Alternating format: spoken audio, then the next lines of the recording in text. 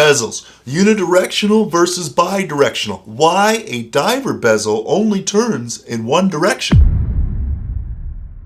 Traditional bi-rotational 24-hour bezels rotate both directions for the easy ability to set to another time zone to monitor whatever hour that you're currently on that's different from your home-based time.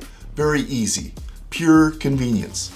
A dive bezel, in most cases, especially years ago, used as a timing instrument for time underwater. Thus, two important factors come into play: accuracy and, of course, most importantly, safety. You don't want to die. The dive bezel only rotates one way so as to avoid any accidental knocking of the watch, whether you're above or below the surface, and thus showing the diver an inaccurate time left as far as how much air they have in their air supply.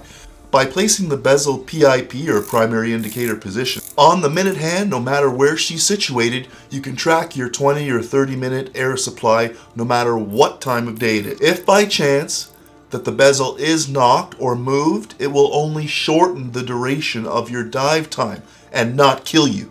I love divers. I love bezels in general. I think they are neat, and they are not just there for aesthetics, and in most cases, they can also be a life-saving tool. Now, the Bull of Amidships is rather unique in its own right. It is a locking bezel, so it's not moving left or right. However, once you engage by pressing down on the bezel, you can then move and rotate to your desired time location, and then be able to monitor the number of minutes before your air runs out. Unidirectional versus bidirectional. Thanks for coming to the channel. Appreciate all the support. I'm Ross.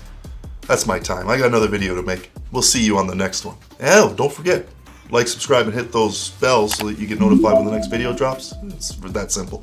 I'm also on Instagram, right there at TheCovertCrow. Questions, comments, concerns, throw them out there. I'll get back to you as soon as I can.